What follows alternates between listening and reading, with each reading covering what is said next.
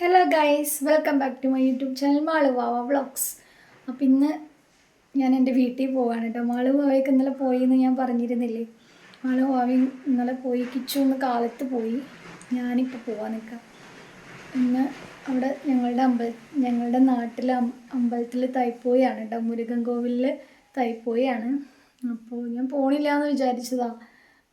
ഒരു ദിവസം ലീവ് കിട്ടിക്കഴിഞ്ഞാൽ വീട്ടിൽ കുറേ കാര്യങ്ങളുണ്ട്. 2 ദിവസം മാറി നിന്ന് കഴിഞ്ഞാൽ പിന്നെ ആദ്യം വീട് കൂടിയിരിക്കുമ്പോൾ ഇരിക്കണം കേട്ടോ. എനിക്കതുകൊണ്ട് എവിടെയും പോകാൻ സത്യം പറഞ്ഞാൽ ഇഷ്ടമില്ല. വീട്ടിൽ പോകാൻ ഇഷ്ടമാണ്, പക്ഷേ വീട്ടിലത്തെ പണികളും കാര്യങ്ങളൊക്കെ ആലോചിച്ചിട്ട് പോകാൻ നിങ്ങൾ വിചാരിക്കണ്ടാവില്ല എന്താ ഇപ്പോഴത്തെ വലിയ പണി ഒരു വീട്ടിലെന്ന്. പക്ഷെ അങ്ങനെയല്ല. പിന്നെ ജോലി ഉള്ളതുകൊണ്ടേ അവൾക്ക് ചോറ് കൊടുക്കാനും ഒക്കെ ആരാ കൊടുക്കുക. മറ്റേത് അച്ഛനൊക്കെ കൊണ്ടുവന്ന് കൊടുക്കാറുണ്ട്. അപ്പോൾ അച്ഛനൊന്നും നടക്കാൻ വയ്യ എന്ന് പറഞ്ഞിട്ട് അച്ഛനൊന്നും വരില്ല. പിന്നെ അതിന് പട്ടിണിക്ക് ഇടാൻ പറ്റില്ലല്ലോ. മിണ്ടാപ്രാണിയല്ലേ, പട്ടിണിക്ക് ഇടാൻ പറ്റില്ലല്ലോ. അപ്പോൾ ഞാൻ കാലത്തേക്കുള്ളതും വൈകുന്നേരത്തേക്കുള്ളതും കൂടി അവളുടെ പാത്രത്തിൽ ഇട്ട് കൊടുത്തിട്ടുണ്ട് കേട്ടോ. ഇന്നിപ്പോൾ എന്തായാലും പോവുകയാണ്. അച്ഛനും അമ്മയും അവിടെ നിന്ന് വിളിച്ചുകൊണ്ടിരിക്കുന്നുണ്ട്. മാളുവാവയൊക്കെ അമ്മ എപ്പോഴാണ് വരിക എന്ന് പറഞ്ഞ് വിളിച്ചുകൊണ്ടിരിക്കുക. അപ്പോൾ ഞാൻ പോവുകയാണ്. പിന്നെ എന്താ പറയാൻ വന്നതെന്നറിയോ? പിന്നെ ഒരു സാഡ് ന്യൂസ് ഉണ്ട് കേട്ടോ. എൻ്റെ കൂടെ പഠിച്ചൊരു കുട്ടിയുള്ള എൻ്റെ കൂടെ പഠിച്ചൊരു പയ്യൻ 1ാം ക്ലാസ് മുതൽ ഞങ്ങൾ അവിടെ ബ്ലാക്ക്വുഡ് ഗവൺമെൻറ് സ്കൂളിലാണ് പഠിച്ചേക്കണത്. അവിടെ പഠിച്ചതാണ് രതീഷ്. അവൻ ഇപ്പോൾ കുറച്ച് നേരത്തെ ബ്ലാക്ക്വുഡ് സെൻറ്ററിൽ വെച്ചിട്ട് കുഴഞ്ഞു വീണ് മരിച്ചു അത്രേ. അത് അറിഞ്ഞപ്പോൾ അത് കേട്ടപ്പോൾ ആകെ ഷോക്കായി കേട്ടോ. ചെറിയ പയ്യനാണ്, കുഞ്ഞു പിള്ളേരൊക്കെയാണ്. ഇപ്പോൾ അറ്റാക്കാണ്. ചായ കുടിച്ചുകൊണ്ടിരിക്കുമ്പോൾ കുഴഞ്ഞു വീണതാണ് അത്രേ. കേട്ടപ്പോൾ ആകെ ഷോക്കായി. തൈപ്പോയത്തിൻ്റെ ആ ഒരു ത്രില്ല് പോയി കിട്ടി എല്ലാവർക്കും. എന്തായാലും നമ്മുടെ നാട്ടിൽ ഒരാൾ മരിച്ചു കഴിഞ്ഞാൽ അതും നമ്മുടെ വേണ്ടപ്പെട്ട ആൾക്കാരാകുമ്പോൾ നമുക്കത് എത്രയായാലും വിഷമല്ലേ. അപ്പോൾ അത് ഇപ്പോഴാണ് കേട്ടോ ഞാൻ അറിഞ്ഞത്. ഇപ്പോൾ ഗ്രൂപ്പിൽ ഇങ്ങനെ മെസ്സേജ് വന്നപ്പോൾ കണ്ടതാണ്. ഞാൻ കണ്ടപ്പോൾ ഞാൻ ആകെ ഞെട്ടിപ്പോയി. അപ്പോൾ അതൊരു സാഡ് ന്യൂസാണ് ഇന്നത്തെ. പിന്നെ വേറൊരു കാര്യം കൂടി പറഞ്ഞോട്ടെ. എൻ്റെ ചാനൽ ഹാഫ് മോണി ആയ കാര്യം ഞാൻ എല്ലാവരെയും അറിയിച്ചിട്ടുണ്ടല്ലോ.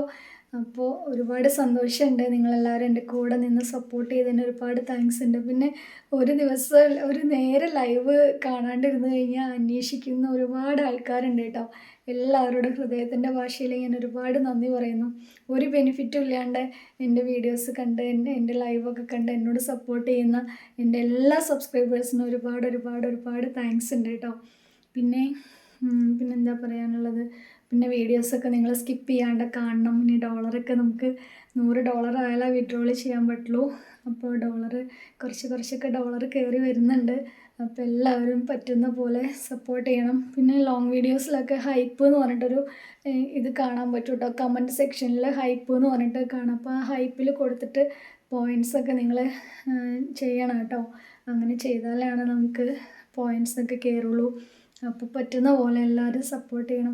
എനിക്കറിയാം ഒരുപാട് പേര് എൻ്റെ കൂടെ നിൽക്കുന്നവരുണ്ട്. ഒരുപാട് പേര് കൂടെ നിൽക്കുന്നവരുണ്ട്.